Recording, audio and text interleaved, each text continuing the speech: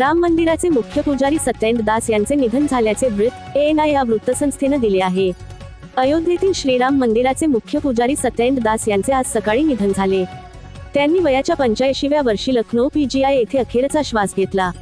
3 February रोजी मेंदूत रक्तस्राव झाल्यानंतर आचार्य सत्येंद्र दास यांना गंभीर अवस्थेत लखनौ PGIच्या न्यूरोलॉजी वॉर्डच्या HDU मध्ये दाखल करण्यात आले होते। आचार्य सत्येंद्र दास यांचे आज सकाळी 8 वाजता लखनौच्या PGI मध्ये निधन झाले। त्यांचे पार्थिव PGI येथून अयोध्येत आणले जात आहे। आचार्य सत्येंद्र दास यांचे शिष्य प्रदीप दास यांनी सांगितले की ते पार्थिव घेऊन अयोध्येला रवाना झाले आहेत। उद्या फेब्रुवारी 13 अयोध्येत शरयू नदीच्या काठावर त्यांच्या पार्थिवावर उद्या अंत्यसंस्कार होणार असल्याचे यावेळी सांगण्यात आले। फेब्रुवारी 1992 मध्ये जेव्हा वादग्रस्त जमिनीमुळे रामजन्मभूमीची जबाबदारी जिल्हा प्रशासनाकडे सोपवण्यात आली, तेव्हा जुने पुजारी महंत लालदास यांना काढून टाकण्याबाबत चर्चा सुरू झाली।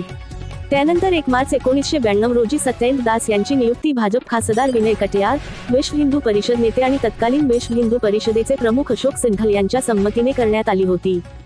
सत्येंद्र दास यांनी सुमारे 33 वर्ष राम मंदिराची सेवा केली। सत्येंद्र दास यांनी एका मुलाखतीत सांगितले होते की त्यांनी 1975 मध्ये संस्कृत विद्यालयातून आचार्य पदवी प्राप्त केली होती। मुख्यमंत्री योगी आदित्यनाथ यांनी आचार्य सत्येंद्र दास यांच्या निधनाबद्दल शोक व्यक्त केला आहे। महान रामभक्त श्री रामजन्मभूमी मंदिर अयोध्या धामचे मुख्य पुजारी आचार्य सत्येंद्र कुमार दास महाराज यांचे निधन अत्यंत दुःखद आहे। सामाजिक आणि आध्यात्मिक जगताचे कधीही भरून न येणारे नुकसान आहे। त्यांना विनम्र श्रद्धांजली असे त्यांनी पोस्टमध्ये लिहिले आहे।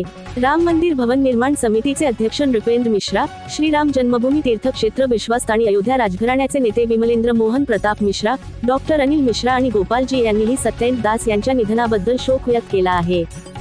अशा प्रकारच्या नवनवीन व्हिडिओ आणि चालू घडामोडी पाहण्यासाठी TV7 मराठी महाराष्ट्र न्यूज या चॅनेलला लाईक, शेअर आणि सबस्क्राईब करा।